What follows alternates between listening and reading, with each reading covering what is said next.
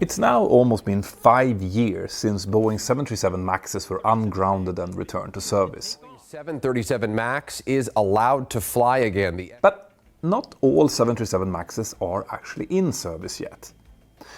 So why are two 737 MAX variants, the MAX 7 and the MAX 10, still not certified after all these years? Well, let's have a look, shall we? The MAX 7, which is the smallest of the 737 MAX variants, actually flew for the first time back in March of 2018. That's almost 1 year before the MAX was grounded. And it was initially supposed to enter service early in 2019. It was actually first made available for order already in August of 2011, so according to John Ostrower in the Air Current, the MAX 7 currently has the distinction of being Boeing's longest running unfinished commercial development program. And that's pretty incredible, considering that this is only a variant of an already existing aircraft type. Then comes the MAX 10, the biggest member of the MAX family, which was officially launched a few years after the rest of the variants in June of 2017. The initial plan was to get it into service by the second half of 2020, and it first flew in June of 2021, several months after the MAX 8 and MAX 9 were ungrounded by the FAA and other authorities around the world. Now, of course, it is not unusual for these type of timelines to slip a little bit, and obviously the certification of both of these MAX variants has been affected by the aftermath of the groundings, as well as the pandemic. But by now, the MAX groundings are old news. The aviation industry has moved past the pandemic, and even Boeing's enormous backlog of undelivered MAXes to their customers, which dated back to that era, has now finally been cleared, as we saw in a recent video. So why is the MAX 7 and the MAX 10 still stuck on the ground then? Well, there is some recent movement from Boeing here. The company only has one MAX 7 development aircraft, which has basically been sitting idle for 2 years or more. But in the past few weeks, that aircraft seems to have started flying again, which suggests that there is finally some much needed progress being made.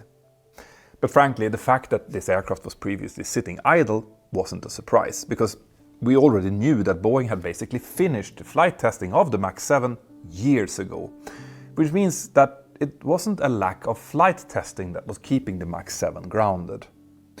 So let's now look at what the main delays are that's holding back both of these jets. And I'm not going to go too far back here. Like I already said, early delays are pretty common in all development programs. But it is worth looking at the delays to the program after the existing variants got ungrounded in 2020. And we're going to start with a problem involving a system that the Boeing 737 doesn't have, which is AACS. That stands for Engine Indicating and Crew Alerting System, and in very simple terms, AACS is a dedicated display on one of the screens in the cockpit that shows alerts, warnings and other key indications to help pilots troubleshoot anything that might be wrong with their aircraft. Now, as far as I'm aware, every airliner in service today has some version of AACS except for the Boeing 737. Now, to be clear here, the 737 does have something else called the Master Caution System, which offers both visual and audible warnings when something goes wrong, including an annunciator light that directs the pilot to the system that needs attention. But this is a 1960s system with no centralized screen with all available information. So instead, we pilots need to do a bit of detective work by prioritizing and scanning our instruments and overhead panels in very specific ways, like we have always done and we are trained for. But the question then becomes, if no Boeing 737s have AACS, what does it then have to do with the certification of the remaining variants? Well, just a few weeks after the FAA ungrounded the 737 MAX, late in 2020, the US Congress passed something called the Aircraft Certification Reform and Accountability Act. And that law brought in quite a few new changes, one of which involved flight crew alerting systems.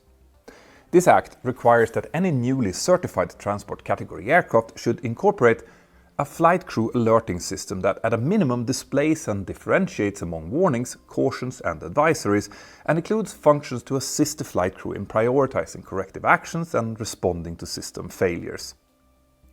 And that is a pretty good description of what AACS is. This new requirement would come into effect 2 years after the law was published, which effectively meant that Boeing had until December the 27th of 2022 to complete the certification of the MAX 7 and the MAX 10 if they were to be accepted from that rule. Now, when this was published in December of 2020, that seemed like a very reasonable timeline. Like I said before, by then the MAX 7 had already been flying for over 2.5 years, and while the MAX 10 was still getting put together at that time, the expectation was that its certification would only take around a year or so after its first flight, because that's how certification had worked up until then.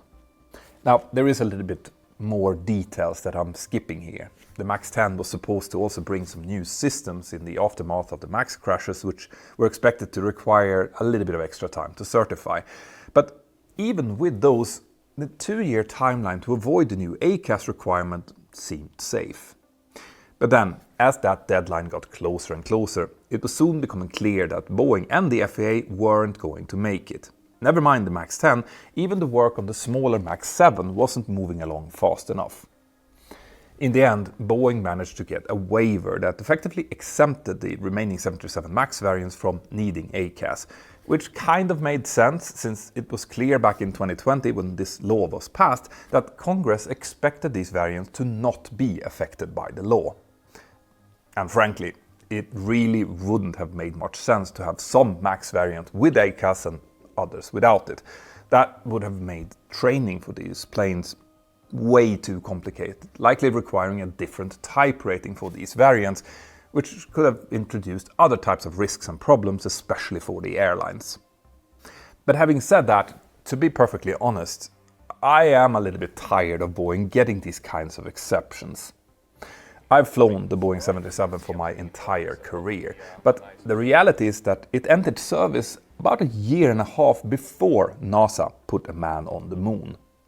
Of course, it has been upgraded many times over the years, and in these upgrades it borrowed things like the cockpit displays from other newer Boeing jets like the 777 and the 787, but it did so without introducing AACS that those newer models do have on those same screens.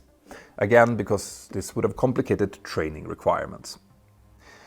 Anyway, that's my soapbox, and we'll get back to that very shortly, because avoiding AACS was not the last such exemption that Boeing wanted for the 737 MAX. But the next time around, Boeing would not get their wish, and missing out on that other exemption is a big part of why the 737 MAX 7 and 10 are not in service yet.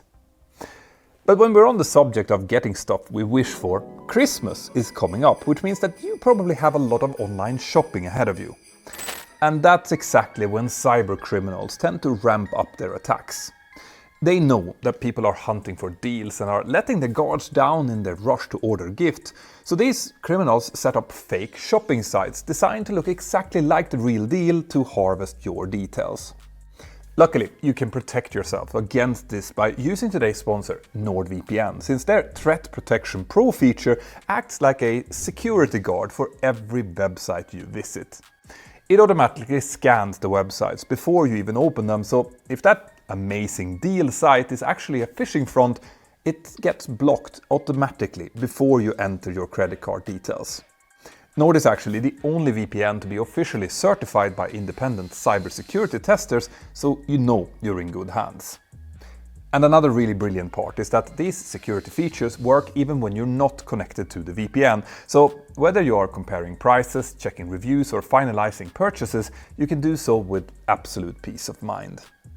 Now, to get started, scan this QR code or go to nordvpn.com/mentor now and sign up for the 2-year plan. That will give you 4 extra months for free, and Nord always gives you a 30-day money-back guarantee, so you risk nothing by trying.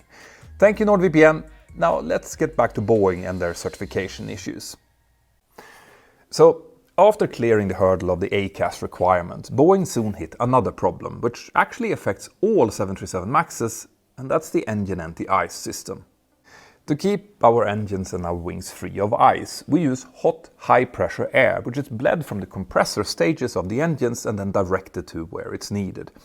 And for the engines themselves, that air is driven through holes in the inlet inner barrel, basically the inside walls of the inlet at the front of the engines. And some form of the same design is used on basically all turbofan engines as far as I know. Let me know in the comments if you have any exceptions to that, and while you're down there, make sure you hit like and subscribe. Now, when it comes to the engines of the 737 MAX, it turns out that the design of that inlet had a weakness that previously had gone unnoticed. These inlets use some sort of lightweight composite components, and in just the wrong conditions, the engine NTI system can come into contact with these components and degrade them, with potentially catastrophic results. Now, like I said, that's something that could theoretically affect all Boeing 737 MAX engines, including those that are already in service.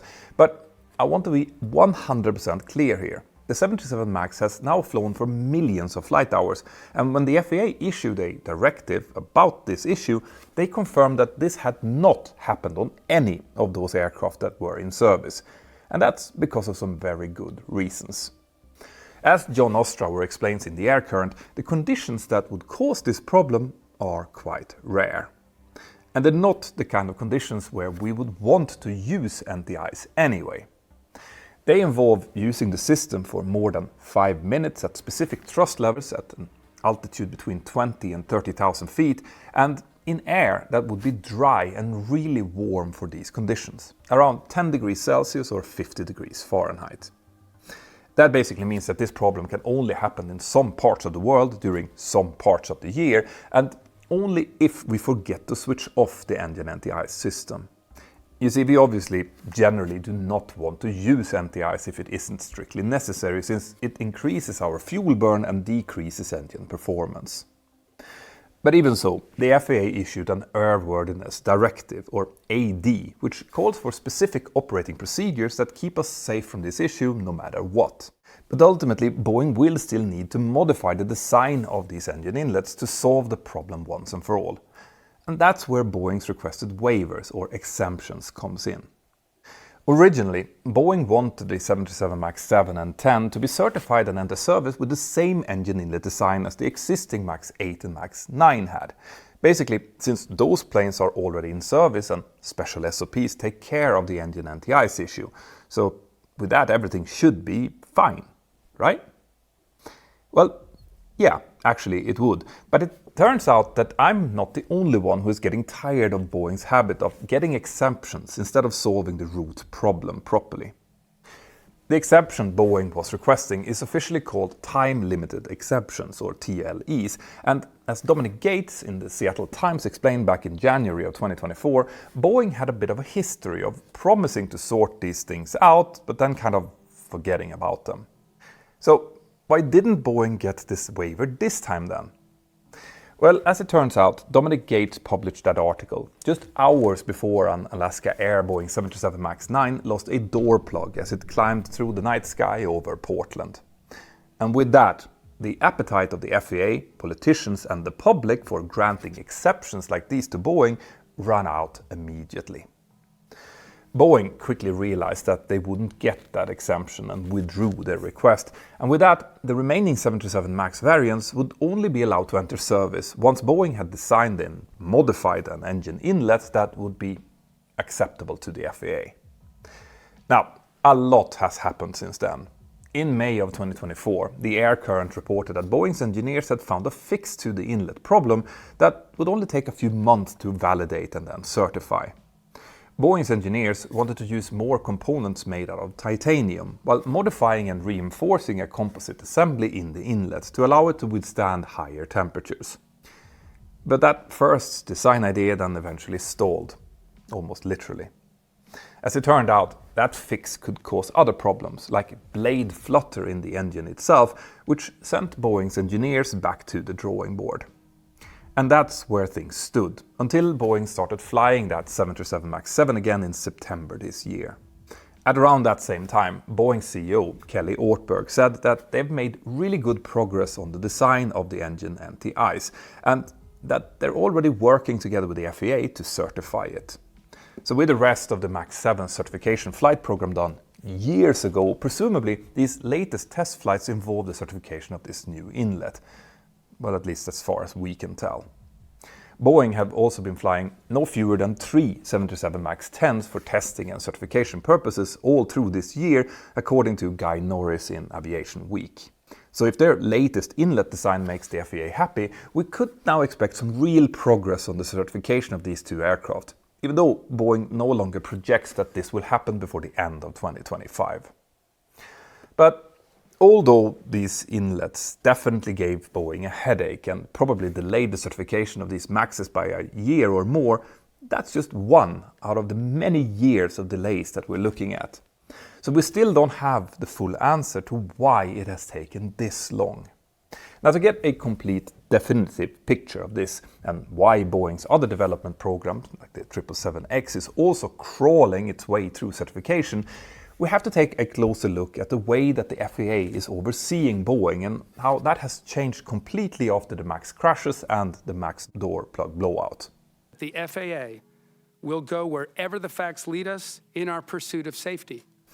Basically, those failures effectively destroyed the process that Boeing had developed over decades, which allowed it to get its planes certified quickly and efficiently. Now, if you followed the news of the public hearings on the 737 MAX crashes, you may have heard reports saying that Boeing's own employees were overseeing and certifying key parts of functions of the aircraft on behalf of the FAA, and that is absolutely correct. This process is a key part of something called the Organization Designation Authorization, or the ODA program.